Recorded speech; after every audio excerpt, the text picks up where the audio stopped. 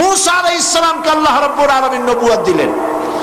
গোটা জাতি কাফের, গোটা জাতি ইসলাম বিরোধী, আল্লাহ মানে না, মূর্তি পূজা করে। সেই সময় মূসা আলাইহিস সালামকে আল্লাহ পাক জাতির কাছে পাঠাইলেন না, পাঠালেন কার কাছে? ফেরাউনের কাছে। কার কাছে পাঠালেন? কারণ একটা লোক সমাজে আছে, রাষ্ট্রে আছে, এই লোকটা ভালো হইলে সব ভালো, ওই লোকটা খারাপ হলে সব খারাপ। তার খারাপ চিন্তা দিয়া সবাইকে খারাপ বানাতে এসে চেষ্টা করে। এই জন্য মূসা আলাইহিস সালামকে আল্লাহ পাক নবুয়ত দিলেন। নবুয়ত দিয়ে তাকে নির্দেশ করলেন, ইযহাব ইলা ফিরআউনা ইন্নাহু তাগা। মূসা চলে যাও ফেরাউনের কাছে, ফেরাউন সরকাশ হয়েছে, সীমা লঙ্ঘন করেছে, তার কাছে চলে যাও, দ্বীনের দাওয়াত তাকে পেশ করো। মূসা আলাইহিস সালাম চলে গেলেন। মূসা আলাইহিস সালাম ভয় পেলেন না, মূসা তো একা। কয়জন? একা। তিনি একথা ভয় পান নাই যে আল্লাহ একটা গভর্নমেন্ট, সরকার চালাচ্ছে, প্রেসিডেন্টের কাছে আমার একারে দাওয়াত দিতে পাঠাও, আমার যদি মেরে ফেলে দেয়, এই চিন্তা তিনি করেছেন? করেন না। তিনি শুধু একটা দোয়া করেছেন, রব্বি ইশরাহ লি সাদরি ওয়া ইয়াসসির লি আমরি ওয়াহলুল উকদাতাম মিন লিসানি ইয়াফকাহু কওলি। রব্বি ইশরাহ লি সাদরি, আয় আমার রব, আমার সিনাটা খুলে দাও, তুমি যা বলো আমি যেন তা বুঝতে পারি, আমার সিনা উন্মুক্ত করে দাও। ওয়াইয়াসসির লি আমরি, আর আমার জন্য তুমি যে দায়িত্ব দিয়েছো সে দায়িত্ব পালন আমার জন্য সহজতর করে দাও। আর আমার কথায় উচ্চারণে একটু অসুবিধা হয়, আমি যা বলি তা যেন মানুষ বোঝে, আমার বর্ণনা ভঙ্গি তুমি সেভাবে করে দিও। সুবহানাল্লাহ। দোয়া কবুল হয়েছে না হয়নি? নবীর দোয়া কবুল হবে না হবে কার দোয়া? দোয়া কবুল।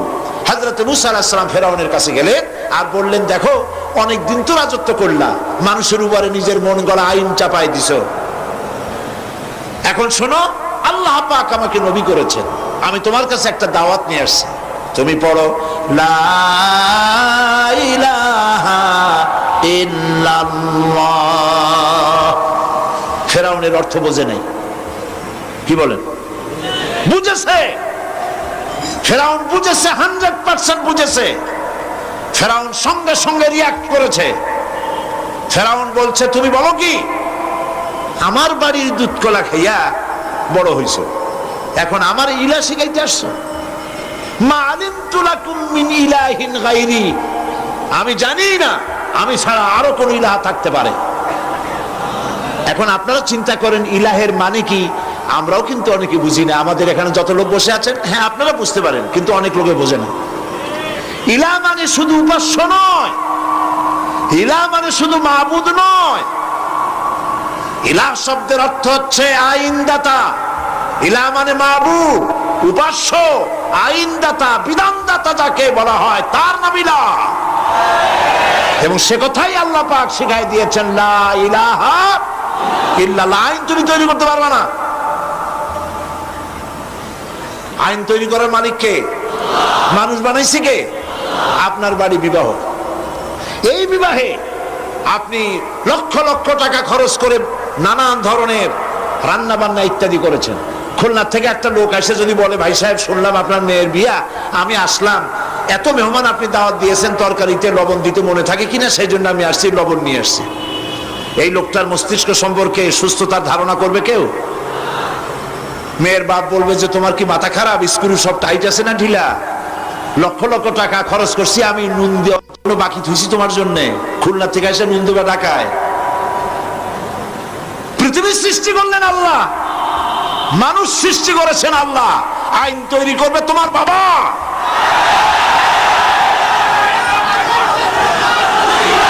আইন তৈরি করবে কে? কে তৈরি করবেন? আল্লাহ রাব্বুল আলামিন আইন তৈরি করবেন।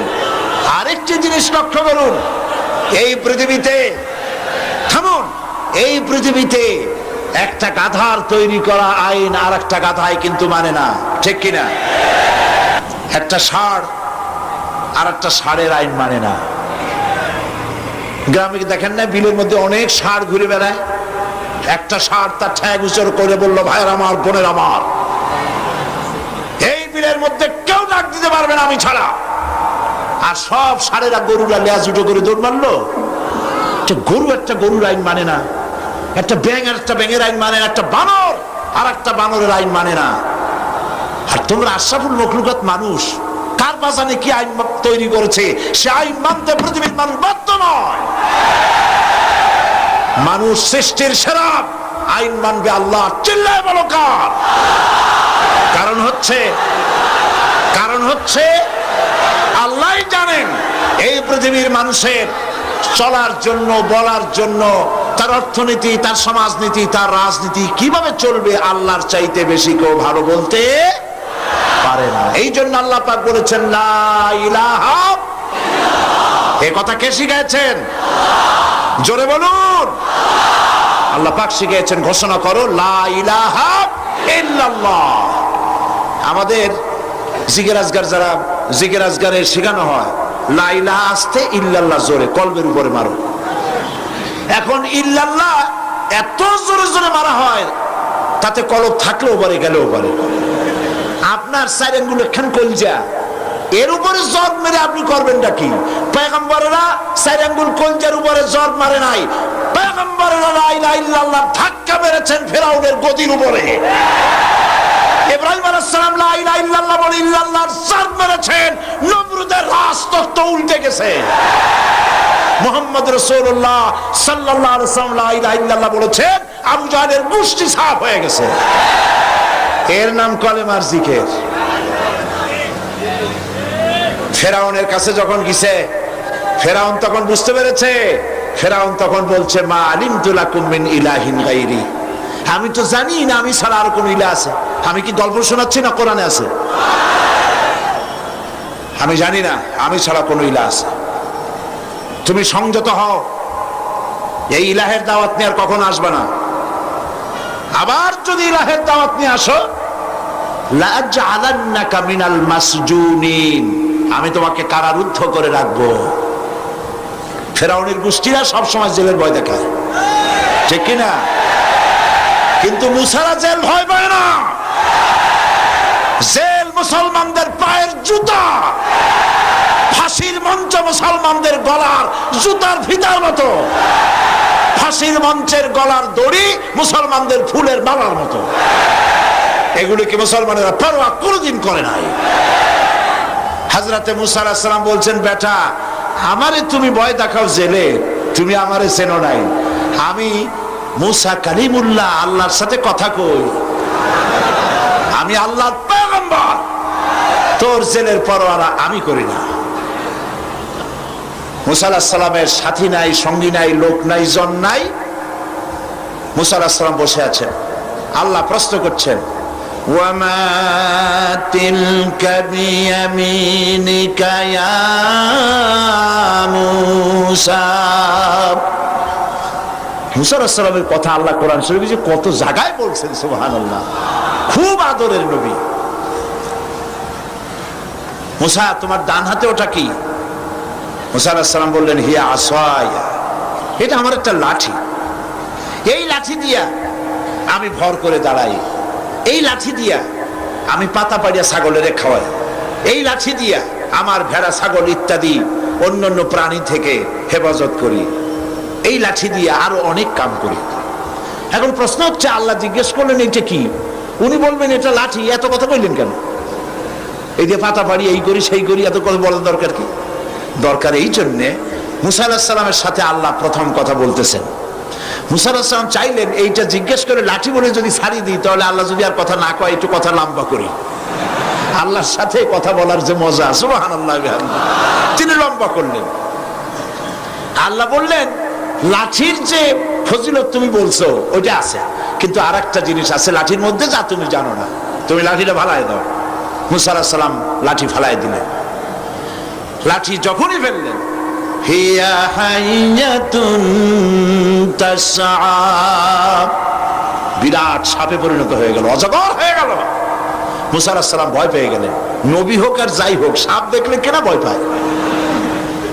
আল্লাহ রাব্বুল আলামিন হযরত মুসা আলাইহিস সালামকে বলে দিলেন, খুযহা ওয়ালা তাখাফ সানুঈদুহা সিরাতাহাল উলা। খুযহা, ধরো, ওয়ালা তাখাফ, ভয় পেও না। আল্লাহ বলছেন ধরো, ভয় পেও না। এখন যদি ভয় পায় তাহলে সর্বনাশ হবে না? সর্বনাশ হয়ে যাবে। যেহেতু আল্লাহ বলেছেন ভয় পাইও না, ধরো। মুসা আলাইহিস সালাম সাপ যতই বড় হোক, আল্লাহ বলছেন ভয় পাইও না, তিনি ভয় পান নাই, ধরেছেন। কি হয়ে গেল? আবার লাঠি হয়ে গেল, প্রথম অবস্থায় ফিরে এলো।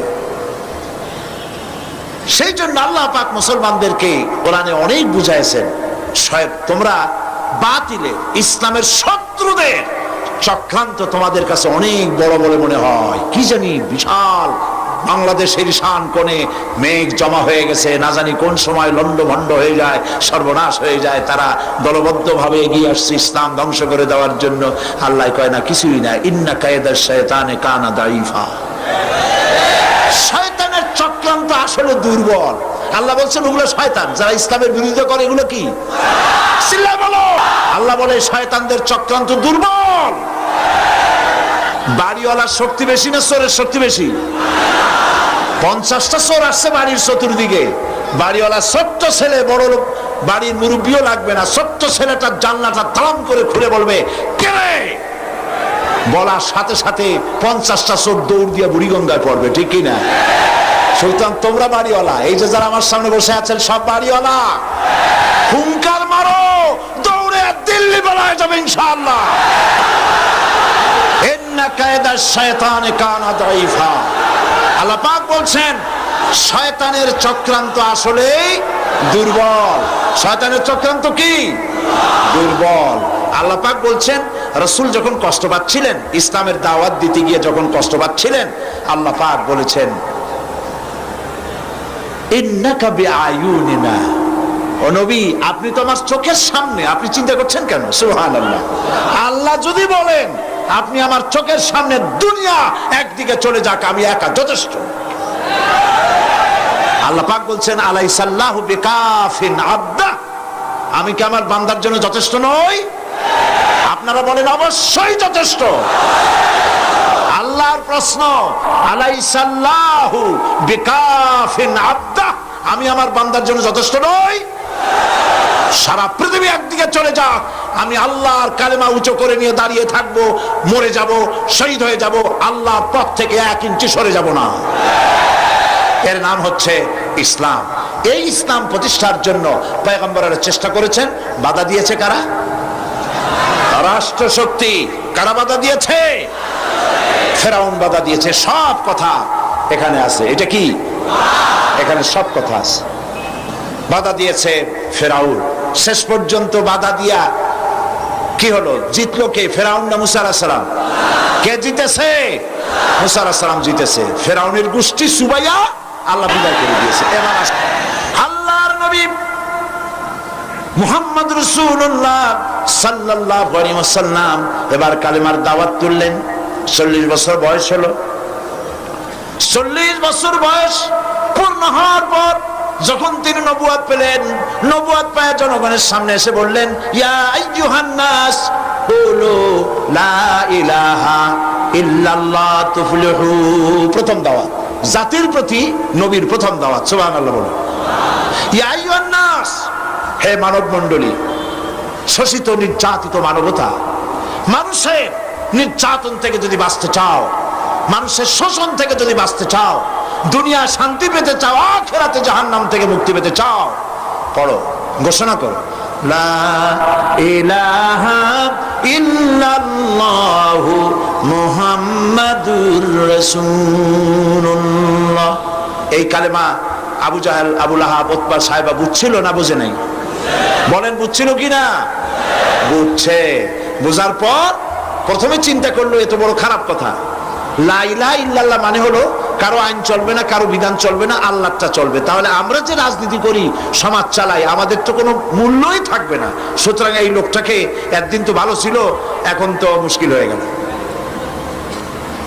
যখনই আপনি আল্লাহর আইনের কথা বলবেন অসুবিধা নাই, শুধু মুরব্বীদের কথা বলবেন, কিছু কিসসা কাহিনী করবেন, কোনো বাধা নাই। আপনারা কয়েক কোটি এক জায়গায় হন, সেখানে দেশের প্রেসিডেন্ট প্রধানমন্ত্রী সব দোয়া করতে যাবে, কিন্তু যেখানে আইনের কথা বলা হবে ইসলামের, সেটা বন্ধ করার জন্য সর্বাত্মক চেষ্টা সরকারের পক্ষ থেকেই করা হবে। আর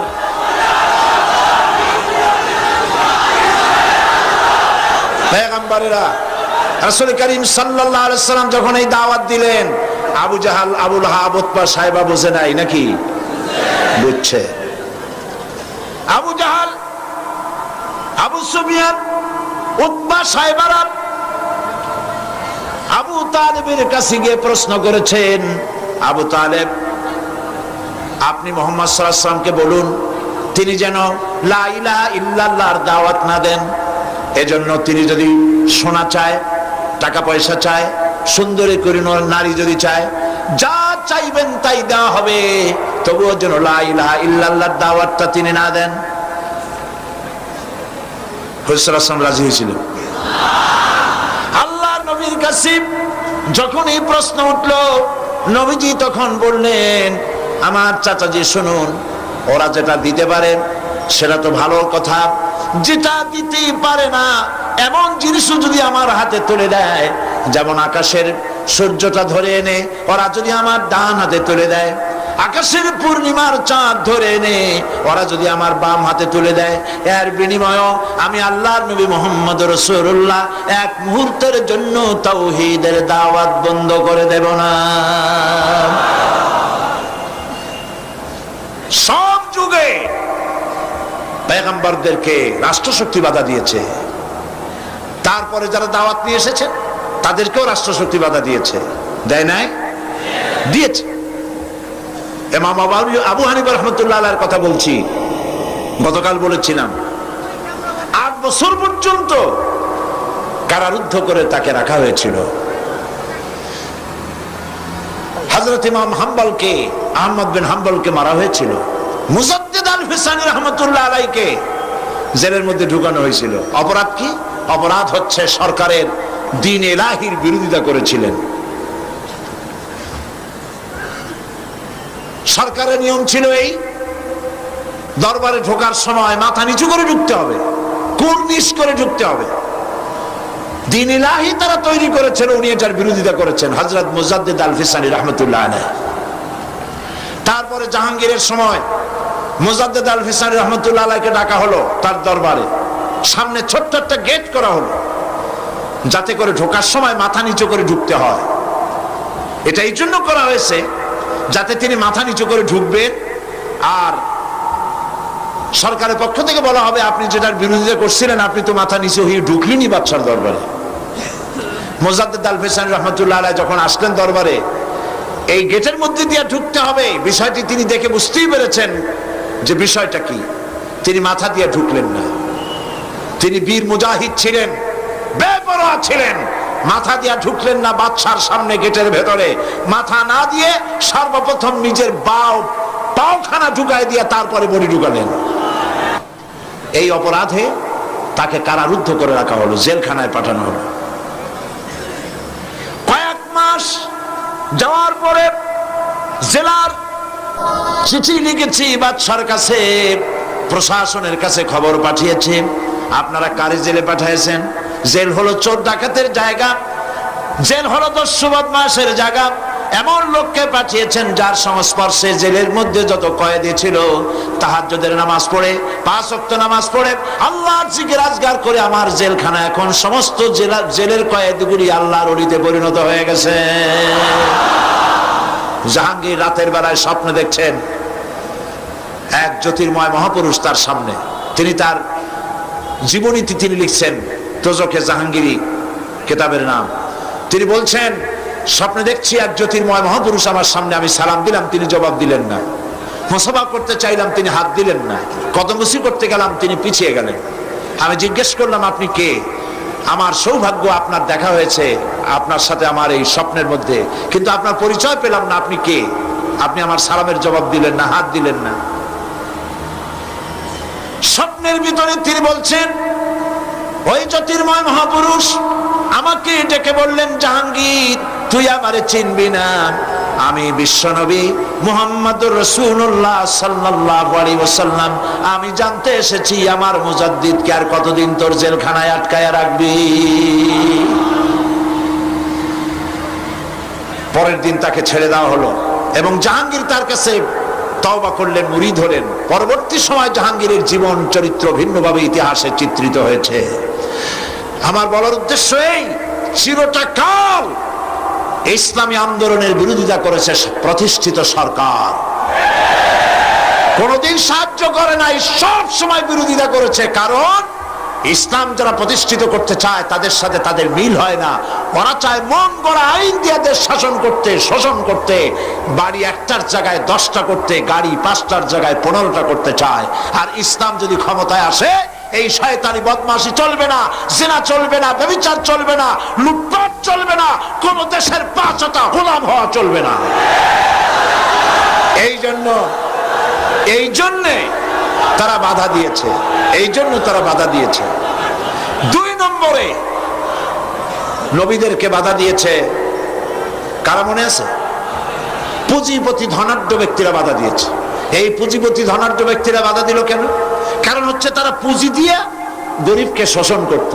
ইসলামে কিন্তু অনেকে বলে, ইসলাম বিদ্বেষীরা তারা যে বইপত্র লেখে তাতে তারা বলে যে ইসলাম হচ্ছে পুঁজিবাদের আশ্রয়স্থল। কথাটি সম্পূর্ণভাবে 100% মিথ্যে কথা। ইসলাম পুঁজিবাদের আশ্রয়স্থল নয়। ইসলাম সর্বপ্রথম ধনীরা কবুল করেনি, ইসলাম কবুল করেছে সর্বপ্রথম নির্যাতিতা, নিপীড়িতা সুমাইয়া রাদিয়াল্লাহু তাআলা আনহা। ইসলাম কবুল করেছে সর্বপ্রথম নির্যাতিত, নিগৃহীত হযরতে বিলাল, হযরতে সুহাইব, হযরতে খাব্বাব, হযরতে খুবাইব, হযরতে আম্মার, এইসব যুবক তরুণ সমস্ত গরিব জনসাধারণ ইসলামের ডাকে সাড়া দিয়েছে সর্বপ্রথম। পুঁজিবাদের আশ্রয়স্থল ইসলাম নয়। ধনীরা তাদের পুঁজি দিয়ে জনগণকে শোষণ করত। ইসলাম সেখানে যাকাত ভিত্তিক অর্থ ব্যবস্থা চালু করেছে। সুদ আর যাকাত, এই দুটি জিনিসে ইসলামের হলো যাকাত আর শয়তানের হলো সুদ। শয়তানের কি? শয়তানের কি? সুদ। মানে ইসলাম যেটা যেটা করেছে শয়তান তার মোকাবেলায় একটা আনছেই। ইসলাম আল্লাহ পাক ইসলাম বানিয়েছেন, আল্লাহ পাক বানিয়েছেন কি? ইসলাম। ওরা আবার আরেকটা এর মোকাবেলায় এনেছে, অর্থনীতির সামনে আরেকটা এনেছে। সুদ আর যাকাত, এর মধ্যে পার্থক্য কি? সুদ হচ্ছে গরিবদের কাছ থেকে নাও, ধনীদেরকে দাও। আর যাকাত হচ্ছে ধনীদের কাছ থেকে নাও, গরিবদেরকে দাও। ব্যাখ্যাটা বুঝে আসছে? একেবারে সহজ কথা। এই জন্যে ব্যাংকে টাকা রাখে ধনীরা, গরিব মানুষেরা সেখান থেকে যদি লোন নেয় তাহলে এই লোনের যে রিটার্ন তাকে দিতে হয়, যে লাভ দিতে হয়, এই লাভগুলো গিয়ে বড় লোকদের জমে আর গরিবরা শোষিত হতে থাকে। ব্যবসা আর সুদ দুটোর মধ্যে আকাশ আর জমিনের পার্থক্য। এই জন্য আল্লাহ পাক বলেছেন ওয়াহাল্লাল্লাহুল বাইআ ওয়া হারামার রিবা, আমি সুদকে করেছি হারাম, ব্যবসাকে করেছি হালাল। সুদে জনগণকে শোষণ করে আর যাকাতে মানুষকে বিত্তশালী করে দেয়। আজকে যে যাকাত নিল, জীবনে আর তার যাকাত না নিলেও চলবে। ইসলাম এভাবে যাকাত দিতে বলে। একটা শাড়ি লুঙ্গি দেওয়াই যাকাত নয়। ইসলামের অর্থনীতি ভিন্ন জিনিস, ইসলামের অর্থনীতি ভিন্ন ব্যাপার। সেই ব্যাপারে আমি আগামীকাল সময় পেলে বলবো ইনশাআল্লাহ। তো ধনীর টাকা গরিবদের টাকাকে টেনে নেয়। একজন শুনেছিল টাকায় টাকা টানে, এই কথা শুনে সে চিন্তা করলো, আচ্ছা টাকায় যদি টাকা টানে তো আমার তো অল্প হলেও আছে, দেখি টাকায় টাকা টানে কিনা। একদিন সে দেখতে পাচ্ছে ব্যাংকের ভিতরে ক্যাশিয়ার অনেকগুলি টাকা নিয়ে বসে গোনার কাজে লেগে গেছে। তখন তার পকেটের মধ্যে একটা টাকা ছিল, রূপার টাকা। টাকাটা জানলার ফাঁক দিয়ে ছুঁড়ে মেরেছে অনেক টাকার মধ্যে, আশা যে এই টাকায় অনেকগুলি টাকা নিয়ে জানলার ফাঁক দিয়ে বাড়াই আসবে। আধা ঘন্টা, 1 ঘন্টা জানলার ফাঁক ফোক দিয়ে উকি ঝুঁকি মারছে, না টাকা তো বেরোয় না, আমার 1 টাকা সেও তো ফেরে না, অনেক টাকা না তো দূরের কথা। দারোয়ান পিছন থেকে এসে গলা চেপে ধরছে, এই বেটা পজিশন নিয়ে কি দেখিস, চোর না ডাকায়? কয় ভাই আমি চোর না ডাকাত না, আমি শুনছিলাম টাকায় নাকি টাকা টানে, সেই জন্য আমার পকেটে একটা টাকা ছিল, সেই টাকাটা ছুড়ে মারলাম, প্রায় 1 ঘন্টা হয়ে গেছে, অনেক টাকা তো দূরের কথা, আমার আসল টাকাটাও ফেরে না। দারোয়ান কয় যে আসলে বেটা কথা তো ঠিকই শুনছো, টাকা টাকা টানে, তোমার একটা টাকা অনেক টাকা টানিয়ে ধরছে, ওরা আবার বাইরে উপায় নাই। তো গরিবের টাকা ধনীরা চিরকাল এভাবে শোষণ করে, এই শোষণের বিরুদ্ধে ইসলাম কথা বলেছে। তাই ধনাঢ্য ব্যক্তিরা তাদের পুঁজিকে টিকায় রাখার জন্য চিরকাল সরকারকে টাকা দিয়ে টিকায় রাখার চেষ্টা করেছে। আহলে কিতাবের মধ্যে এক শ্রেণীর পীর দরবেশ জাতীয় লোক এরকম আছে যারা জনগণের মাল বাতিল পন্থায় ভক্ষণ করে। কে বলছেন এ কথা? কে বলছেন? আল্লাহ। রাসূলুল্লাহর ইসলাম না, ইসলাম আল্লাহর। তার মৃত্যু হয় নাই যে তুমি তার পুনর্জীবন দান করবে। বেয়াদব, কে তোমাকে সম্রাট বানিয়েছে? ফকির হতে চেষ্টা করো, আল্লাহর ওলিরা সব ফকির ছিলেন। বাড়ির নাম রাখছে বাবে রহমত, এটা বাবে গজব। এটা কি? যে বাড়ি তুমি পায়খানা করো, যে বাড়িতে বিবির সাথে মিলিত হও, সেই বাড়ি বাবে রহমত হয় কি করে? জাহান্নামের দরজা বাড়ির নাম রাখো। বেদাত, শিরক এবং বেদাত দিয়ে দেশ ভরে যাচ্ছে, আর এইগুলি আবার রেডিও টেলিভিশন তাদেরই প্রচার হয়। যেহেতু ওগুলি আল্লাহর আইনের কথা বলে না, এরকম কথা বলা হয় যে ওনার ওখানে নাকি আল্লাহ নিজে এসে মোনাজাত ধরে। আল্লাহ মোনাজাত করে কার কাছে? এমন বেয়াদব দুনিয়ায় থাকে। আহা,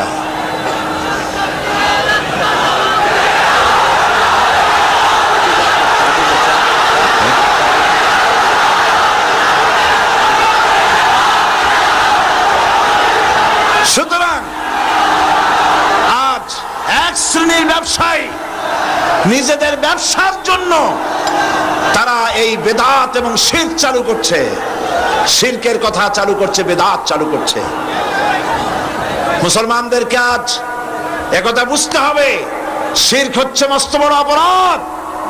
এই কথা বলার মতো বেয়াদবি আজ পর্যন্ত কেউ করে নাই যে মুহাম্মদ সাল্লাল্লাহু আলাইহি ওয়াসাল্লামের ইসলামের পুনর্জন্ম দানকারী তিনি। বলেন নাউজুবিল্লাহ। আল্লাহ হেদায়েত করুন, বলেন আমিন। সব যেমন বিষাক্ত, শিরক এবং বিদআত যারা চালু করে এর থেকেও বিষাক্ত। সেজন্য আল্লাহ পাকের নির্দেশ অনুযায়ী পয়গম্বররা দুনিয়ায় দ্বীনের দাওয়াত পেশ করেছেন। বাধা দিয়েছে এই 3 শ্রেণী, কিন্তু বাধা যত দিয়েছে হাজারো বাধার মধ্য থেকে ইসলাম মিটে যায় নাই। ইসলাম মিটে গেছে। আল্লাহ রাব্বুল আলামিন বলেন, ইউরিদুনা লিইউতফিউ নূরাল্লাহি বিআফওয়াহিহিম ওয়াল্লাহু মুতিম্মু নূরিহি ওয়ালাউ কারিহাল কাফিরুন। ওরা চায় মুখের ফু দিয়ে আমার আলোকে নির্বাপিত করে দেবে। আল্লাহ পাক বলেন, আমি আমার আলোকে পূর্ণতা দান করব, তাতে কাফের বেঈমানদের মনের ভিতরে যতই জ্বালা যন্ত্রণা হোক, যত কষ্ট হোক, ইসলাম তার পূর্ণতা লাভ করবে। আর আমরাও একথা ভাবি, আমাদের দেশেও যত অত্যাচার, যত জুলুম হোক, ইসলাম এদেশে অবশ্যই প্রতিষ্ঠা লাভ করবে ইনশাআল্লাহ। আমার বন্ধুগণ, নবুয়ত, আল্লাহ রাসূলের প্রতি ঈমান, তুমিনুনা বিল্লাহি ওয়া রাসূলিহি, রাসূলের প্রতি ঈমান আনার অর্থই হলো এই, রাসূল যা এনেছেন তা গ্রহণ করতে হবে। আল্লাহ পাক বলেছেন, মা তাকুমুর রাসূলু ফাখুযুহু ওয়া মা নাহাকুম আনহু ফান্তাহু। নবীজি বলেছেন, আল্লাহ পাক বলেছেন, তোমাদের রাসূল তোমাদের জন্য যা আনয়ন করেছেন, যা নির্দেশ করেছেন তা গ্রহণ করো, যা নিষেধ করেছেন তার থেকে ফিরে থাকো।